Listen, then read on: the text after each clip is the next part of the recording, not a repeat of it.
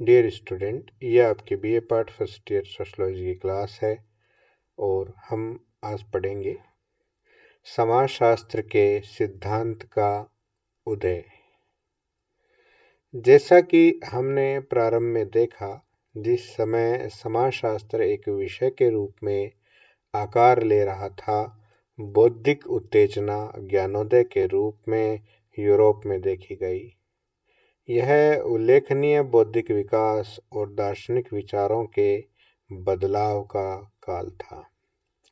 समाज में हो रहे परिवर्तनों के बारे में ज्ञानोदय के विचारकों तक जो आम राय पहुंची, जिसने समाजशास्त्र के उद्भव में मुख्य बौद्धिक प्रणेता की भूमिका निभाई, वे थे पहला इतिहास का दर्शन, जो कि इस तथ्य को मानता है कि समाज चरणों में प्रगति करता है और इन योजनाओं की उपस्थिति के कारण समाज को समझने के नियम भी प्राकृतिक विज्ञानों की तर्ज पर वैज्ञानिक और व्यवस्थित तरीके से तैयार किए जा सकते हैं।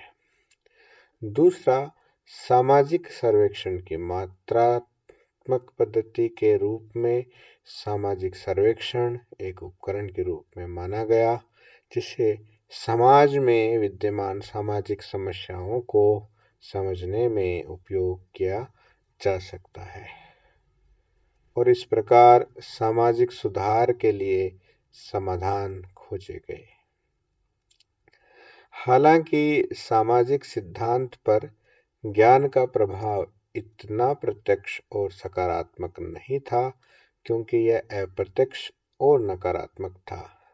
वास्तव में ज्ञानोदय के प्रति लुईस डी बोनाल्ड और जोसेफ डी मेस्ट्रे जैसे रूढ़िवादी प्रतिक्रियावादियों ने समाजशास्त्र के विकास के लिए उतना योगदान दिया जितना उन विद्वानों ने जो ज्ञानोदय से प्रभावित थे।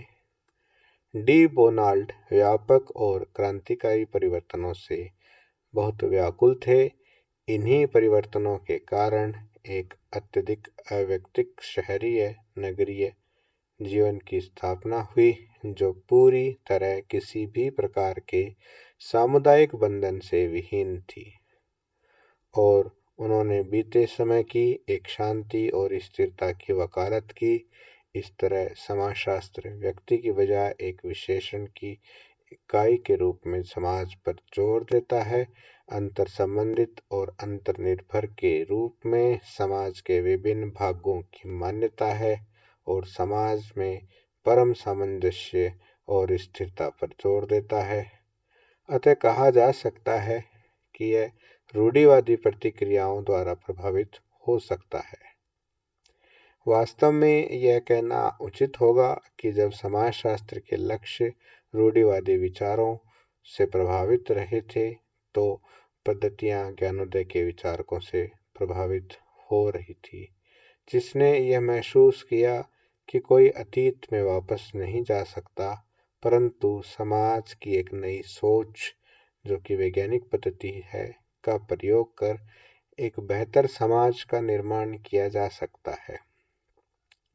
अतः ज्ञानोदय और रूढ़िवादी विचार समाजशास्त्र के विज्ञान का निर्माण करने के लिए संयुक्त हुए। इसके अलावा ये बौद्धिक हलचलें 18वीं-19वीं शताब्दी के पश्चिमी यूरोप में प्रचलित सामाजिक परिवेश से अलग नहीं थी। आज के लिए इतना ही।